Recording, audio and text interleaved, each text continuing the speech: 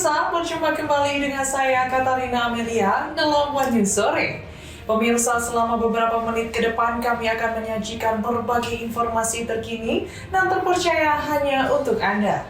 Mulai dari kabar mengenai Presiden Prabowo Subianto mengingatkan jajaran TNI, Polri hingga kepala daerah agar tidak hanya memimpin dari balik meja.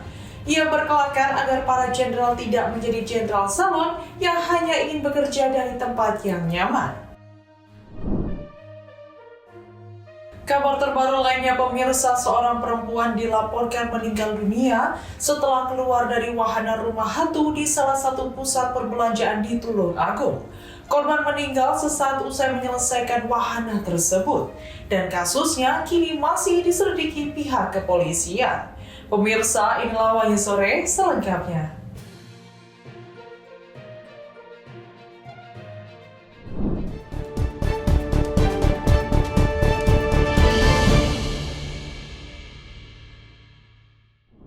Tantangan kita semua. Tapi saya kira kalau tiap ketua RT, tiap ketua RW cerewet, tiap ketua koperasi, tiap ketua masjid, tiap ketua kelompok. Presiden Prabowo Subianto mengingatkan jajaran TNI, Polri, hingga kepala daerah agar tidak hanya memimpin dari balik meja. Pesan itu disampaikan Prabowo saat menghadiri akad massal 62.000 unit KPR subsidi dan penyaluran KUR perumahan di Kabupaten Batang, Jawa Tengah. Menurut Prabowo, seorang pemimpin harus rutin turun langsung ke lapangan untuk melihat kondisi masyarakat dan lingkungannya. ASN di semua Pemda. Ia menilai pembangunan perumahan tidak cukup hanya menyediakan rumah, tetapi juga harus didukung lingkungan yang bersih, sehat, dan nyaman. Nanti kita kasih insentif ya.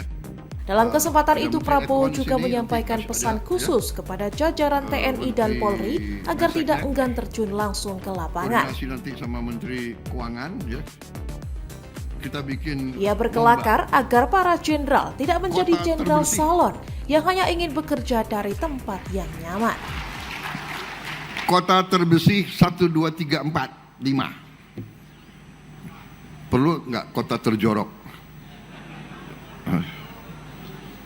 Yang penting kota terbersih. Kita kasih nanti insentif. Ya. Kota terbersih malah kita kasih kalau bisa 20 miliar.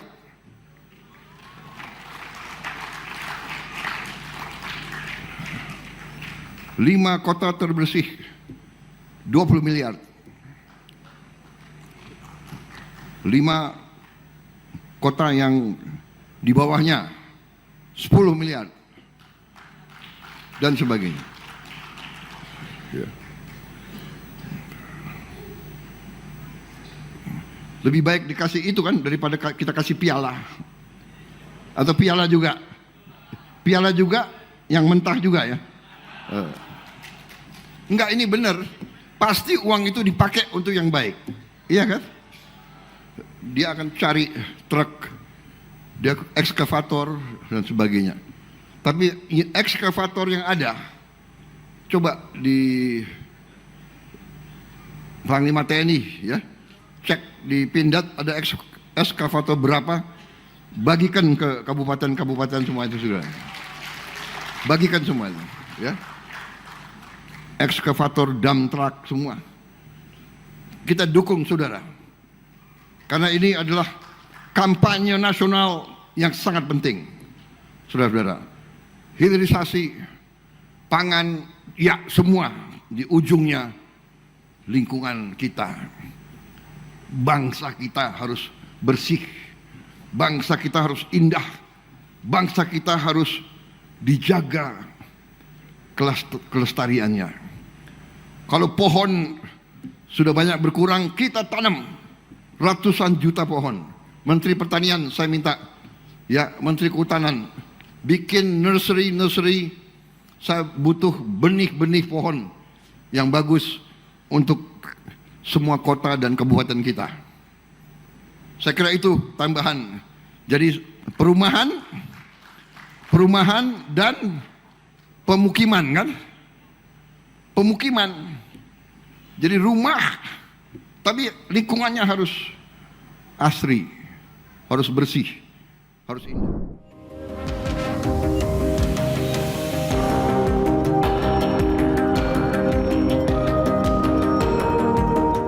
Bank Sentral Amerika Serikat atau Federal Reserve kembali mempertahankan suku bunga acuannya di kisaran 3,5 hingga 3,75%.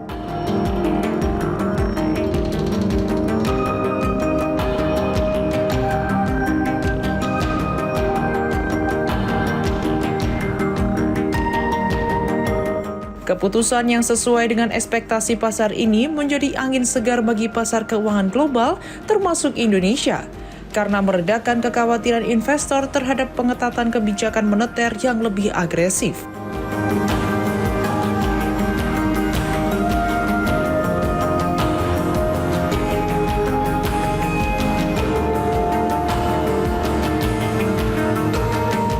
Bagi pasar saham domestik, keputusan The Fed menahan suku bunga dinilai sebagai sentimen positif.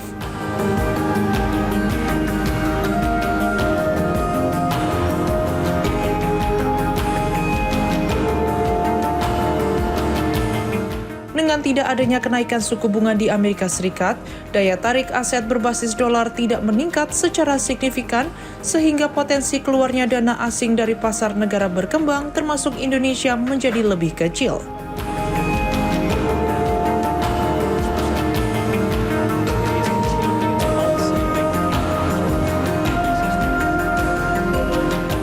Kondisi ini dapat menopang pergerakan indeks harga saham gabungan atau IHSG sekaligus menjaga stabilitas nilai tukar rupiah.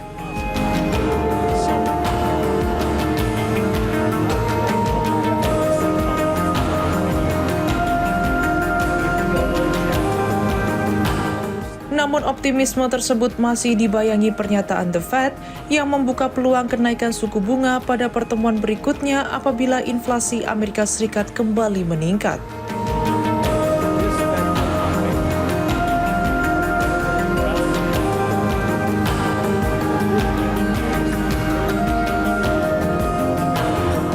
Meski laju inflasi tahunan Amerika Serikat turun menjadi 3,5% pada Juni dari 4,2% pada Mei, angka tersebut masih berada di atas target inflasi The Fed sebesar 2%. Sehingga, ruang untuk kembali mengetatkan kebijakan moneter masih terbuka.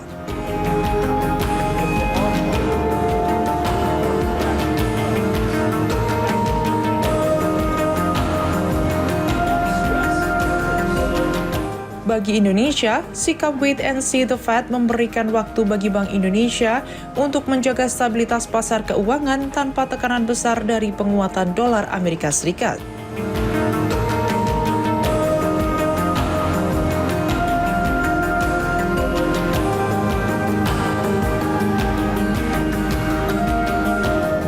Rupiah yang lebih stabil juga berpotensi meningkatkan kepercayaan investor terhadap aset domestik dan mendukung arus masuk modal asing ke pasar saham.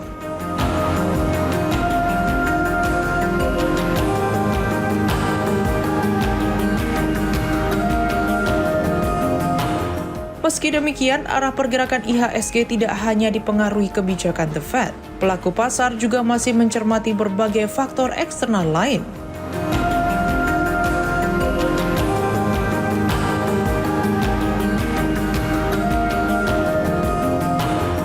Mulai dari ketegangan geopolitik di Timur Tengah, perlambatan ekonomi global, hingga dinamika kebijakan perdagangan Amerika Serikat yang masih berpotensi memicu volatilitas di pasar keuangan.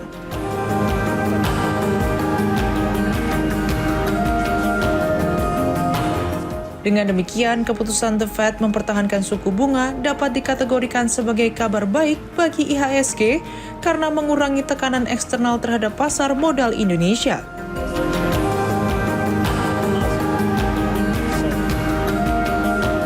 Namun dampak positifnya diperkirakan tetap terbatas selama ketidakpastian ekonomi global masih membayangi sentimen investor. Tapi kalau Pak Prabowo bilang Londo Ireng langsung meradang-meradang. Langsung marah-marah. Seolah kita tidak bisa saling menyampaikan pendapat satu sama lain. Padahal di dunia kritik, di dunia kebebasan berpendapat, seharusnya kebebasan berpendapat itu berlaku dua arah. Anda boleh mengata-ngatai pemerintah, Tapi pemerintah juga boleh dong mengkritik Anda. Pemerintah juga boleh dong meluruskan supaya hal-hal yang tidak benar selama ini itu juga bisa menjadi benar. Jangan kemudian ketika misalnya pemerintah menyatakan ada londo ireng yang berpakaian wartawan, pengamat, dan LSM, terus Anda marah bahwa pemerintah nggak boleh bilang itu.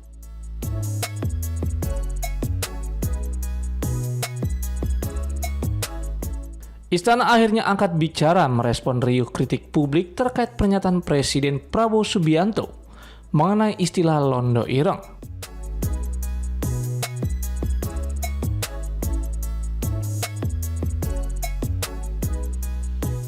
Penasihat khusus Presiden bidang komunikasi Hasan Nasbi menegaskan bahwa dalam iklim demokrasi, tradisi kritik dan kebebasan berpendapat selayaknya berjalan dua arah.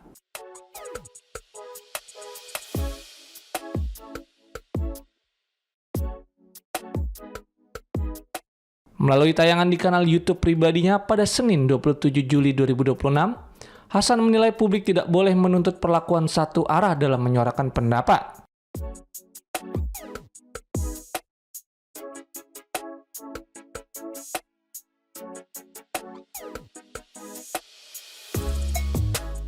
Menurutnya, jika masyarakat merasa bebas melontarkan kritik kepada pemerintah, maka pihak pemerintah pun memiliki hak setara untuk mengkritik balik sekaligus meluruskan berbagai kekeliruan informasi yang selama ini beredar di tengah masyarakat.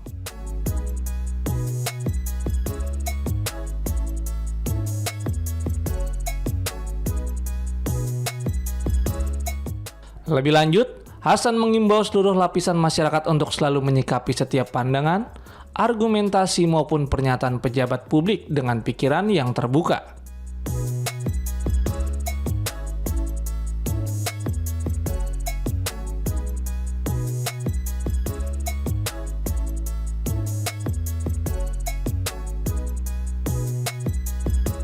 Ia menekankan pentingnya menjaga kualitas ruang diskusi publik agar senantiasa diisi oleh adu argumentasi yang rasional, alih-alih didominasi oleh luapan emosi semata.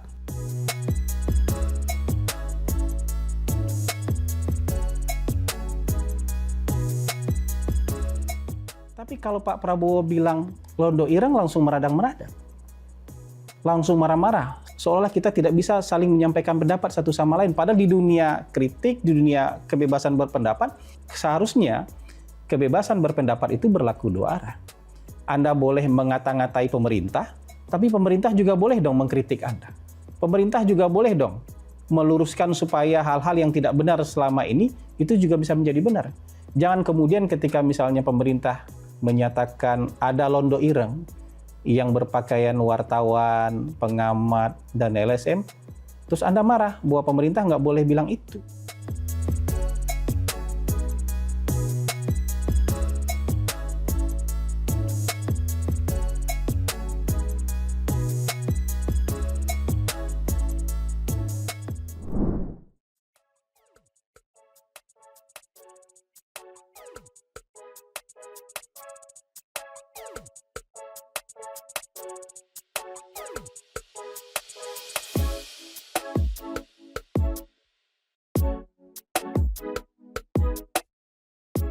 Suasana akrab mewarnai acara groundbreaking PSEL Legok Nangka saat Gubernur Jawa Barat Deddy Mulyadi melontarkan candaan di hadapan para duta besar negara sahabat.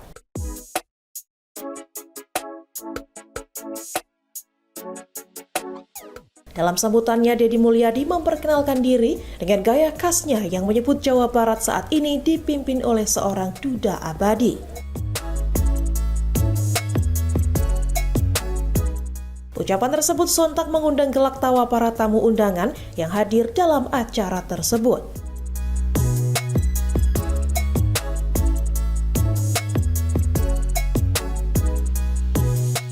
Candaan itu disampaikan saat KDM mengulas perjalanan kepemimpinan Jawa Barat dari para gubernur terdahulu hingga masa kepemimpinannya saat ini.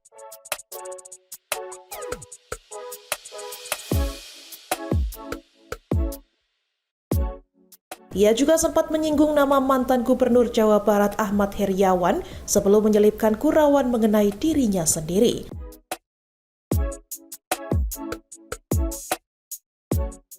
Meski disampaikan dengan nada bercanda, pernyataan tersebut sukses mencairkan suasana seremoni yang berlangsung cukup formal.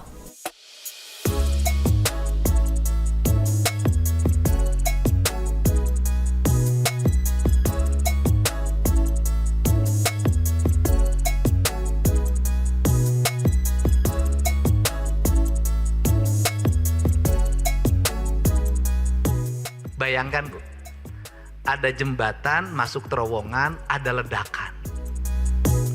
Menurut saya segera ditertibkan, dihentikan. Kenapa? Nanti jembatannya hilang, rontok, longsor terjadi, bahkan kebakaran. Saya selalu menyampaikan mitigasi itu lebih penting dibanding menangani bencana. Lebih mahal biayanya.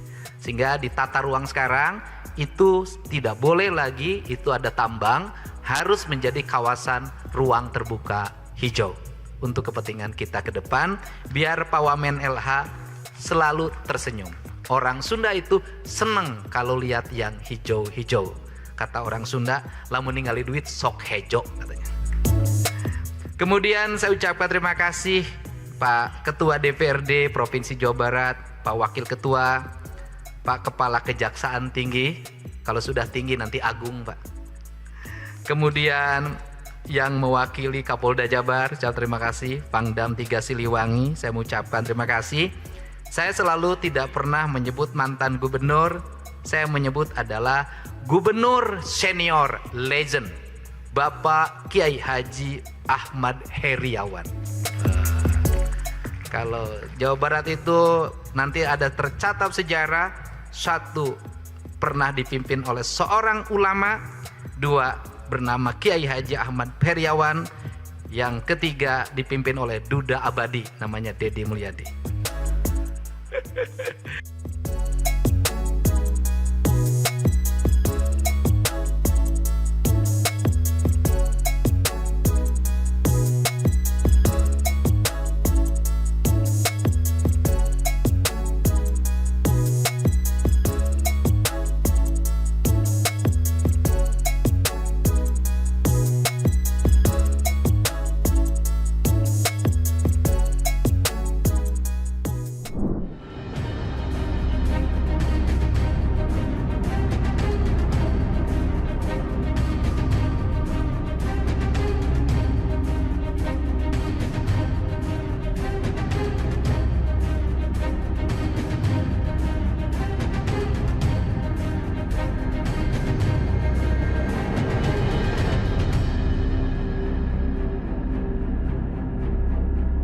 Sebuah video yang memperlihatkan aksi massa yang mengklaim diri mereka jamaah Nahdliyin dari Kecamatan Karangpenang dan Kecamatan Sokobana, Kabupaten Sampang, Madura viral di media sosial.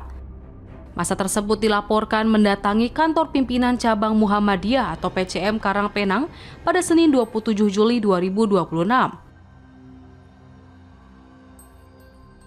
Aksi unjuk rasa ini dipicu oleh beredarnya kabar dugaan pelaporan tokoh Nahdlatul Ulama atau NU setempat, Ahmad Fauzan Zaini ke Polda Jawa Timur.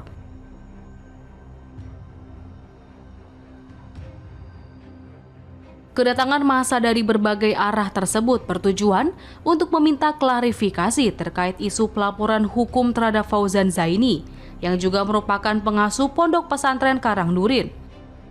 Berdasarkan keterangan salah seorang peserta aksi, massa merasa tidak terima atas kabar pelaporan tersebut dan mendesak agar pihak Muhammadiyah segera mencabut laporan.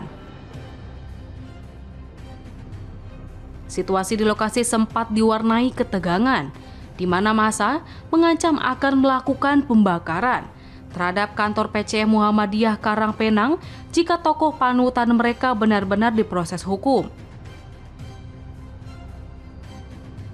Polemik ini bermula dari beredarnya sebuah potongan video ceramah Kiai Haji Ahmad Fauzan Zaini di media sosial.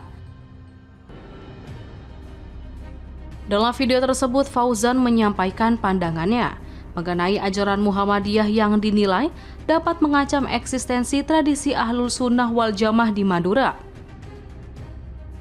Dalam pernyataannya yang terekam, ia menyinggung pelabelan syirik terhadap beberapa praktik keagamaan. Jika Anda ikut Muhammadiyah, tidak dalam hal ini yakni tahlilan, ziarah kubur orang tua, muludan, cium tangan ulama dianggap syirik, ucap Fauzan dalam rekaman yang beredar. Ia juga menambahkan imbauan agar ajaran tersebut tidak meluas di Madura, guna menjaga kelestarian tradisi keagamaan masyarakat setempat. Video ceramah yang dinilai menyudutkan Muhammadiyah inilah yang kemudian memicu rumor di tengah masyarakat bahwa pihak Muhammadiyah menempuh langkah hukum atas dugaan pencemaran nama baik. Guna mencegah eskalasi konflik horizontal, aparat kepolisian segera turun tangan meredam situasi dengan memfasilitasi dialog antara perwakilan massa dan pihak PCM Karangpenang. Dari hasil mediasi tersebut, pihak Muhammadiyah dengan tegas memberikan klarifikasi bahwa isu pelaporan hukum terhadap Ahmad Fauzan Zaini adalah informasi palsu atau hoaks. PCM Karangpenang menegaskan bahwa baik pengurus Muhammadiyah di tingkat kecamatan, kabupaten, provinsi hingga pimpinan pusat tidak pernah membuat laporan polisi terkait masalah tersebut.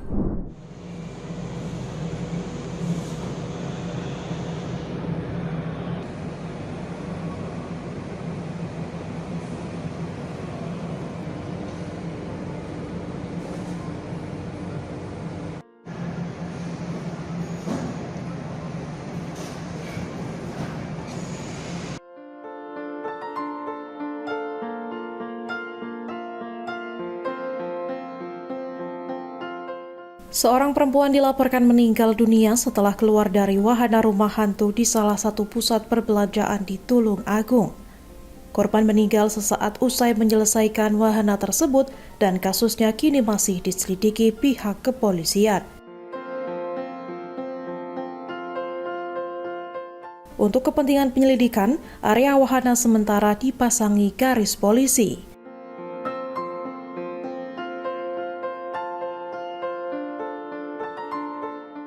Hingga kini garis polisi masih membentang di lokasi wahana rumah hantu yang menjadi tempat terjadinya insiden. Berdasarkan hasil penyelidikan sementara, korban masuk ke dalam wahana bersama sejumlah pengunjung lain.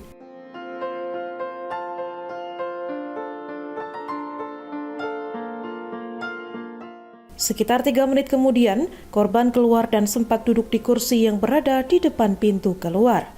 Namun saat hendak berdiri, korban tiba-tiba terjatuh hingga wajahnya membentur kursi kayu. Saat petugas medis tiba dan melakukan pemeriksaan, korban dinyatakan telah meninggal dunia.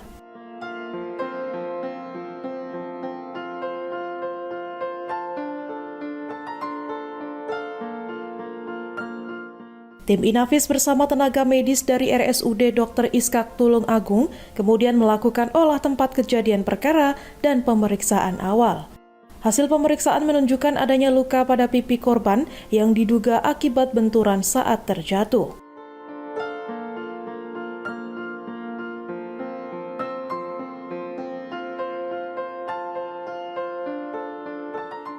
Polisi masih mendalami penyebab pasti kematian korban, sementara jenazah telah diserahkan kepada pihak keluarga untuk dimakamkan.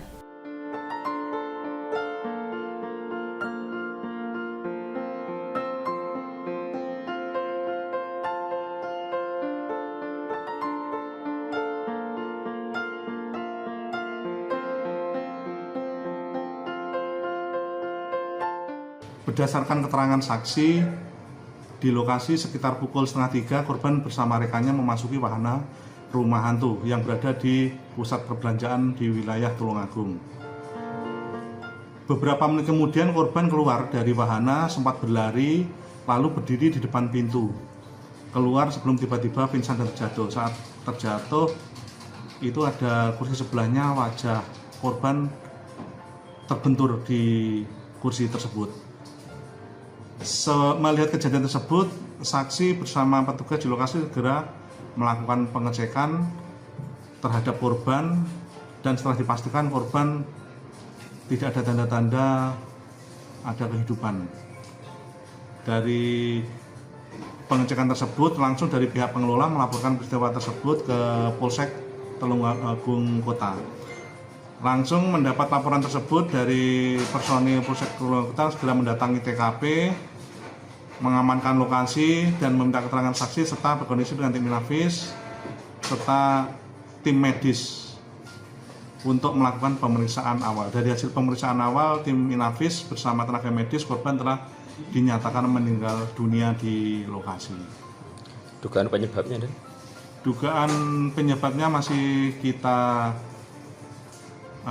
laksanakan atau lakukan pemeriksaan lebih lanjut dari tim medis Dr. Iska. Memiliki riwayat penyakit atau bagaimana, korban? Kita belum bisa memastikan punya riwayat atau tidaknya, kita masih nunggu hasil dari pihak medis atau dari pihak kesehatan. Kalau terkait dengan penyegelan di wahana rumah hantu, bagaimana? Kenapa? Untuk saat ini ada penyegelan di rumah wahana hantu. Untuk sementara ada penutupan karena masih dilaksanakan pemeriksaan lebih lanjut kembali.